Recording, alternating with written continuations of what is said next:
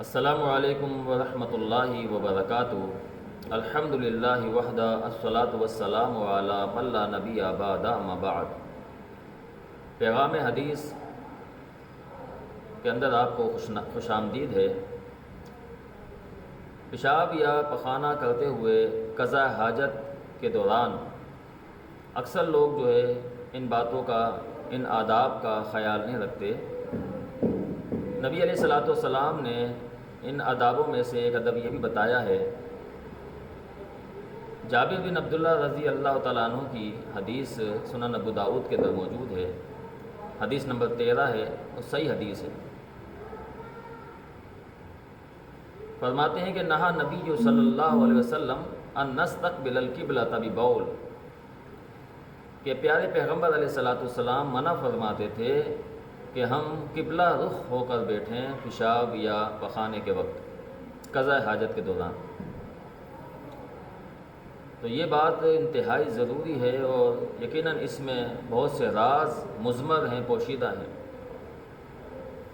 اکثر ان جگہوں پر جہاں پر بیت الخلاء نہیں ہوتے اور لوگ کھلے میدان میں قضاء حاجت کے لیے، پیشاب کے لیے بیٹھ جاتے ہیں، وہ ان باتوں کا خیال نہیں رکھ پاتے، جس کے بڑے بڑے نقصانات انہیں جو ہے وہ بھگتنا پڑتے ہیں۔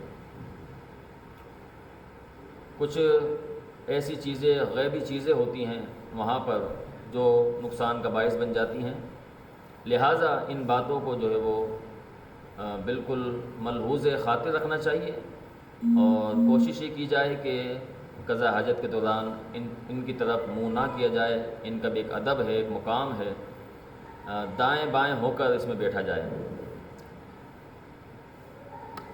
نبی علیہ الصلوۃ والسلام نے ان چیزوں سے سختی سے منع فرمایا ہے اور اللہ رب العالمین کا حکم بھی ہے کہ ما آتاکم الرسول فخذوہ وما نہاکم عنہ فانتہوا، کہ جو پیارے پیغمبر علیہ الصلوۃ والسلام تمہیں دیں اسے لے لو، جس چیز سے روک دیں اس سے رک جاؤ۔ تو یہ ان حضرات کے لیے ہے بالخصوص جو کھلے میدان میں قضاء حاجت کے لیے بیٹھ جاتے ہیں اور ان چیزوں کا خیال نہیں رکھتے۔ ان کے لیے چاہیے کہ وہ سب سے پہلے بیت الخلاء والی دعا پڑھیں، دعا پڑھنے کے بعد وہاں پر بیٹھیں۔ اگر کوئی ایسی غیبی چیزیں وہاں پر ہیں تو وہ جگہ چھوڑ دیں گی، راستہ چھوڑ دیں گی، اور پھر وہاں پر بیٹھتے وقت ان باتوں کا خیال رکھا جائے کہ یہاں پر سامنے قبلہ یا اس کی پشت تو نہیں ہو رہی، پھر وہاں پہ بیٹھا جائے۔ انشاءاللہ اس کے پھر جو ہے وہ بندہ نقصانات سے بندہ بچ جاتا ہے۔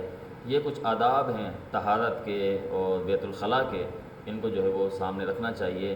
عام حالات میں بھی گھروں کے اندر جو ہے وہ یہ چیزیں آ گئی ہیں۔ پہلے تو گھروں سے باہر لوگ جاتے تھے اور پھر گھروں کے جو ہے وہ کونوں میں یہ بننے لگے، اب یہ کمروں کے جو ہے وہ اندر بننے لگ جاتے ہیں۔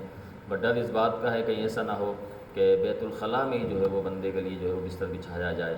تو جو حالات آگے بڑھ رہے ہیں، پریشانیاں آگے بڑھ رہی ہیں، ان پریشانیوں کے بڑھنے کی سب سے بڑی وجوہات یہ ہے کہ ہم نے نبی علیہ الصلوۃ والسلام کے طریقے کو چھوڑ دیا ہے۔